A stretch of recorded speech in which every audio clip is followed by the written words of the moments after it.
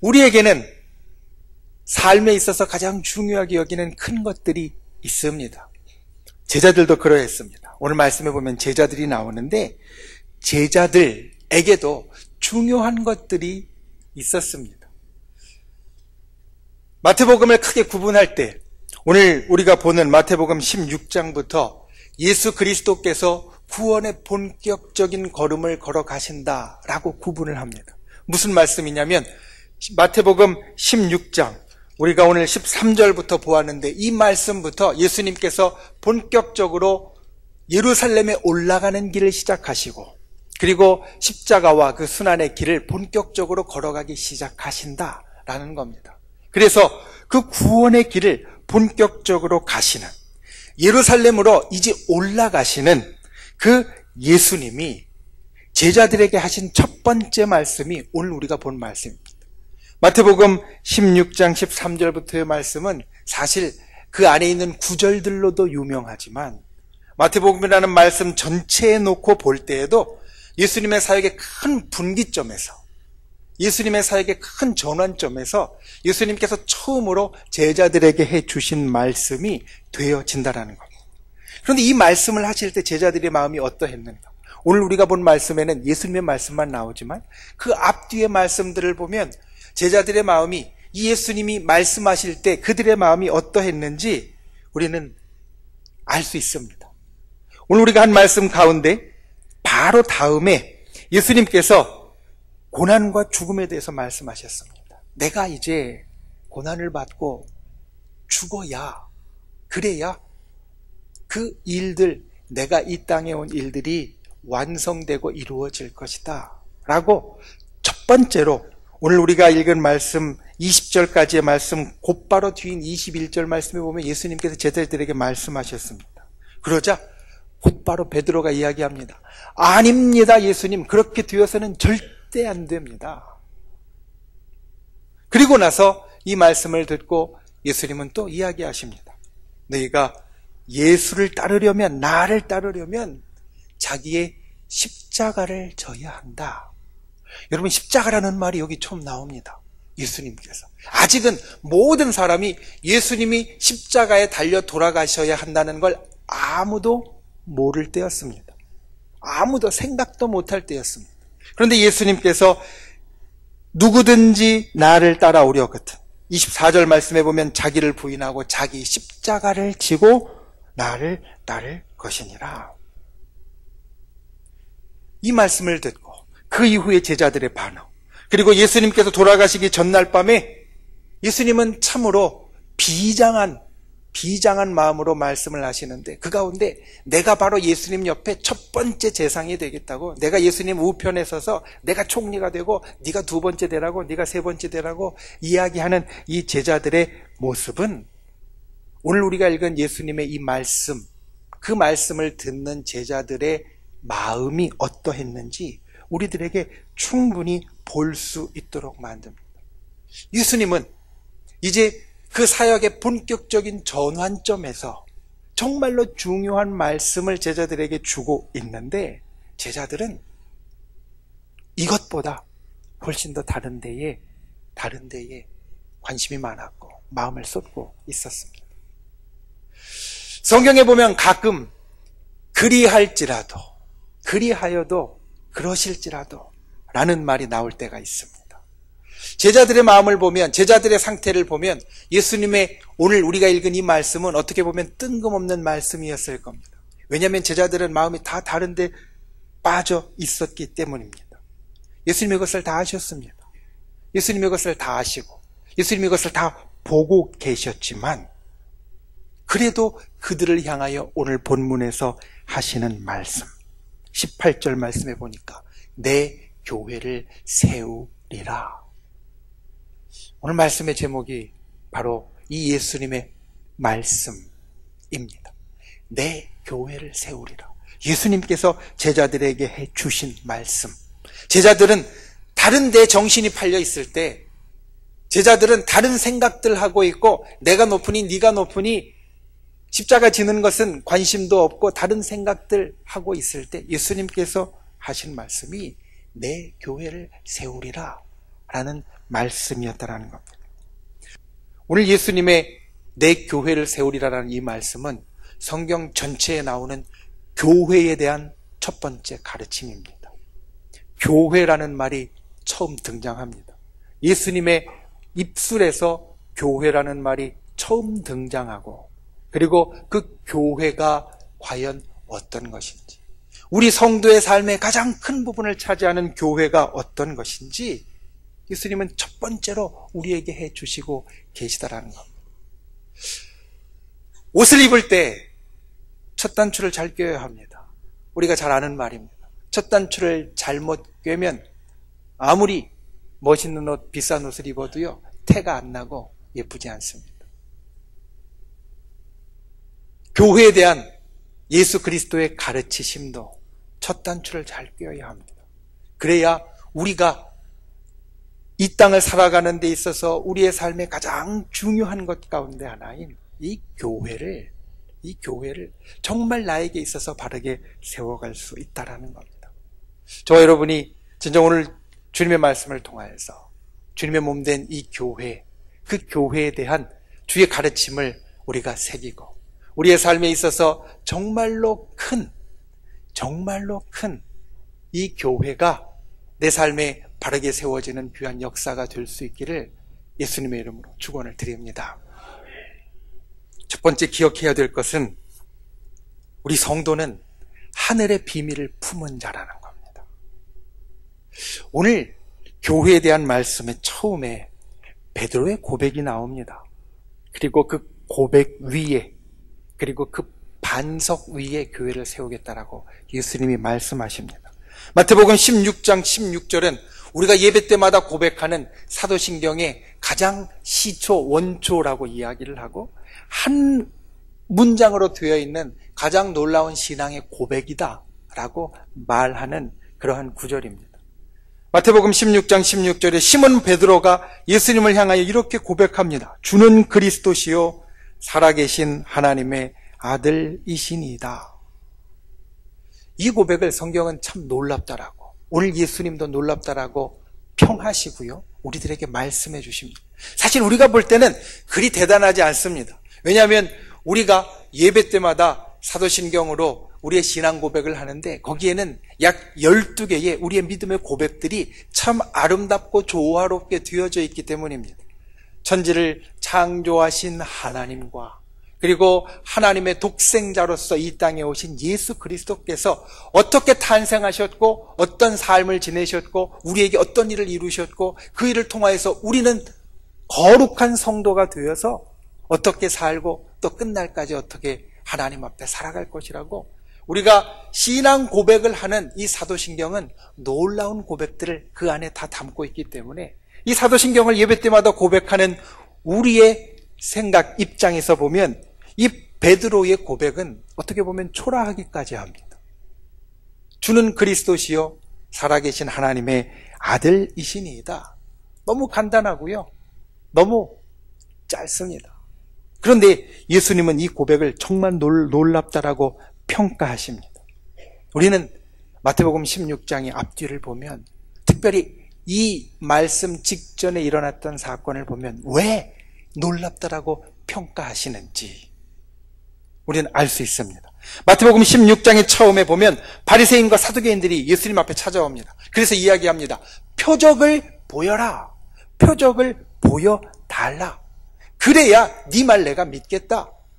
이렇게 이야기를 하고 있는 겁니다. 그런데 그들을 향하여 예수님은 이야기합니다. 내가 너희에게 보여줄 표적은 요나의 표적밖에 없다. 다른 표적 보여줄 게 아무도 없다. 이제까지 보여준 표적을 보고도 너희가 알지 못하느냐? 내가 더 보여줄 것은 요나의 표적밖에는 없다. 예수님의 이 말씀으로 바리새인과 사두개인들을 돌려보냈습니다. 예수님께서 만약 표적을 요구하는 바리새인과 사두개인들에게 표적을 보여줌으로 그들을 구원할 수 있고 표적을 보여줌으로 그들을 저 천국으로 이끌 수 있다면 아마 당장의 표적을 보여주셨을 겁니다. 그런데 예수님은 표적을 보여주지 않으셨습니다. 왜? 표적은 믿음을 위한 것인데 이들에게 표적은 절대로 믿음을 위한 것이 아니었기 때문입니다. 표적과 특별한 일을 요구하는 바리새인과 사두개인들에게 너희는 표적을 분간하지 못하느냐라고 말씀하십니다. 여러분, 말씀드린 것 같이 믿음이 있으면 하나의 표적으로 충분합니다. 내가 믿음이 있으면요, 예수 그리스도께서 보여주시는 하나의 표적으로 충분합니다. 사람 사이도 마찬가지입니다. 믿음이 있으면요, 말 한마디로 충분합니다. 그런데 믿음이 없으면 100개의 표적을 보여주어도 안 충분합니다. 믿음이 없으면 사람 사이에도 말 한마디가 아니라 아무리 여러 행동, 많은 행동을 해도 절대로 충분하지 못합니다. 왜냐하면 믿음의 반대는 의심이고, 의심이 있으면 아무리 많은 표적이 있어도, 아무리 많은 다른 일들이 있어도 결코 믿음을 이룰 수 없기 때문입니다. 그리고 나서 곧바로 바리새인과 사두개인들을 돌려보내신 다음에 예수님께서 제자들에게 이야기하십니다.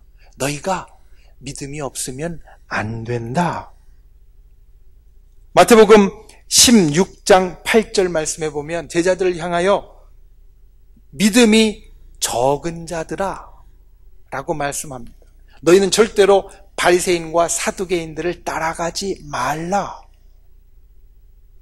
그리고 나서 믿음이 적은 자들아 라고 책망한 이후에 예수님께서 제자들에게 물어보십니다. 너희는 나를 누구라 하느냐? 너희는 그래도 바리새인과 사두개인과 좀 다르잖아. 좀 풀면 이렇습니다. 너희는 다르잖아. 나와 같이 했고, 그리고 기적도 볼 만큼 받고, 또 믿음이 아직 충분하지는 못하지만 그래도 많이 자랐잖아. 그러니 너희는 나를 누구라고 부르겠느냐? 저 바리새인 사두개인들은 표적을 보여주면 하나님의 아들이라고 인정할 수도 있다라고 이야기하는데 너희는 많이 봤는데 너희는 나를 뭐라고 부르느냐? 그런데 제자들이 대답을 못합니다. 제자들의 대답, 오늘 우리가 본 말씀 14절 말씀에 보면 더러는 세례 요한, 더러는 엘리야, 어떤 이는 예레미야나 선지자 중에 하나라 하나이다. 다른 사람이 입을 빌렸지만 이게 제자들의 고백이었습니다. 그런데 그때 베드로가 하는 고백이 마태복음 16장 16절입니다. 주는 그리스도시요 살아계신 하나님의 아들이시니이다. 주는 그리스도시요 살아계신 하나님의 아들이시니이다. 바리새인과 사두개인들은 네가 표적을 보여주면 내가 이 말 해줄게 이야기했습니다. 바리새인들의 이야기를 풀면 그렇습니다. 네가 표적도 보여주면 내가 이 말 해줄 거 한번 생각해 볼게. 네가 하나님의 아들이라고 한 말 내가 인정해 줄 수도 있어. 그리고 제자들도 아직 여기까지 도달하지 못했을 때 시몬 베드로가 이 고백을 합니다. 그런 이 고백이 참 놀라운 고백입니다. 제자들은 그나마 성경에 대한 지식이 아직 부족하다라고 하여도 성경에 대해서 알 만큼 알고 있고 가르칠 만큼 가르치는 바리새인과 사두개인들도 인정하지 못했고, 예수님과 한참의 세월, 이제 예루살렘으로 올라가는 길이니까 3년을 넘는 세월을 같이 했던 제자들도 아직 분명하게 말하지 못할 때 시몬 베드로가 주는 그리스도시요 살아계신 하나님의 아들이십니다 라고 고백했으니 이것은 정말로 놀라운 고백이 되어졌고, 그래서 예수님께서 17절 말씀에 이렇게 이야기하십니다. 이를 내게 알게 한 이는 혈육이 아니요 하늘에 계신 내 아버지시다. 그리고 나서 20절 말씀에 제자들에게 경고하사 자기가 그리스도인 것을 아무에게도 이르지 말라 하시니라. 여러분, 제가 왜 성도는 비밀을 가진 자라고 이야기한지 아시겠습니까? 바리새인 사두개인들은 알지 못하는 것을 베드로는 말했습니다. 비밀이었습니다. 그리고 그 이야기를 예수님은 20절 말씀에 다른 사람들에게 말하지 말라. 너희만 알고 있는 비밀이 되어라 라고 이야기해 주셨다라는 겁니다. 하나님께서 이것을 알게 하셨고, 그리고 알게 하신 하나님의 일을 너희가 비밀로서 지키는 자가 되어라. 오늘 우리가 예배드리는 성도가 됐을 때 우리는 오늘 예수님께서 일러주신 것처럼 하늘의 비밀을 가진 자 되어야 합니다. 저와 여러분은 하늘의 비밀을 가진 자. 예수님께서 다른 사람들에게 말하지 말아라. 사실 말해도 못 알아듣습니다. 바리새인과 사두개인들 예수님이 여러 번 이야기했지만 그들은 받아들이지도 못했습니다. 그런데 이제 알게 된 제자들에게 너희는 이 비밀을 간직한 자가 되라 라고 말씀하고 있다는 겁니다. 우리는 하나님의 비밀을 맡은 자입니다. 하나님의 비밀을 지킬 자입니다. 그리고 그 비밀은 기도를 통하여서 하나님과 계속 확인할 수 있습니다. 저와 여러분이 진실로 비밀을 맡은 성도로서 하나님께 기도함으로 그 성도됨을 주 앞에 지킬 수 있는 귀한 분들이 되실 수 있기를 예수님의 이름으로 축원을 드립니다. 두 번째로 우리가 기억해야 될 것은 교회는 예수님의 것이다라는 겁니다. 목사님, 당연한 얘기 아닙니까? 교회는 예수님의 것이죠. 맞습니다. 너무나 당연한 겁니다. 그런데 이 당연하기가 참 쉽지 않은 시대를 우리는 살고 있습니다. 세상의 거친 풍파에서 예수님의 것인 교회는 점점 더 지키기 어려워집니다. 우리가 신앙의 신조를 이 교회 안에서 고백하고 신앙 안에서 했던 약속들, 세상의 가치에 밀리고 세상의 목소리에 밀려서 점점 더 쪼그라드는 시대를 살고 있습니다. 여러분, 어디에 가서 혹시라도 여러분들이 성경에서 보고 배우고 또 말씀을 통하여서 목사님에게 들은 이야기를 반대하는 이야기가 있을 때 그거 아니에요. 큰 소리로 곧바로 나서서 이야기할 수 있는 분 계십니까? 우리가 사는 시대는요, 그렇게 목소리를 내면 이상한 사람으로, 애들 이야기로 하면 왕따를 자처하는 사람으로 몰리는 시대를 살고 있습니다. 성경은 고리타분한 것으로 여깁니다. 예수님 믿는 것이 시대에 뒤떨어진다라고 말합니다. 그러니 우리는 너무나 당연하게 생각하는 교회는 예수님의 것이다라는 것이 당연한 것이 아니라 점점 더 지키기 어려운 시대를 살고 있다는 겁니다. 그런데 여기에 모인 우리 모두가 정말로 분명하게 고백하는 진실은 교회는 세상의 것이 아니라 예수님의 것입니다. 여러분, 교회는 예수님의 것입니다. 생각해 보십시오. 예수님의 교회가 아니면 저와 여러분이 지금 여기에 왜 있습니까? 이 날씨 좋은 날, 따뜻하고 오늘은 미세먼지도 아주 좋다라고 이야기하는데 예수님의 교회가 아니면 우리가 이 자리에 지금 여기 있을 이유가 사실 별로 없습니다. 예수님이 세우신 교회이기 때문에 우리가 여기에 있습니다. 교회를 예수님이 세우신 제일 중요한 이유는 오늘 말씀에 있습니다. 이게 교회에 대한 예수님의 가장 중요한 가르치심입니다. 19절 말씀에 보면 천국 열쇠를 내게 주리니 내가 땅에서 무엇이든지 매면 하늘에서도 매일 것이요 내가 땅에서 무엇이든지 풀면 하늘에서도 풀리리라. 무슨 말씀이냐면 교회는 저 천국에 있다는 구원이 있다라는 겁니다. 교회에서 매이면 천국에서도 매이고 교회에서 풀리면 저 천국에서도 풀리는 이 역사가, 저 천국과 있다는 구원의 역사가 이 교회 안에 있다라는 겁니다. 여러분, 이 구원은 세상이 절대 우리에게 주지 못하는 겁니다.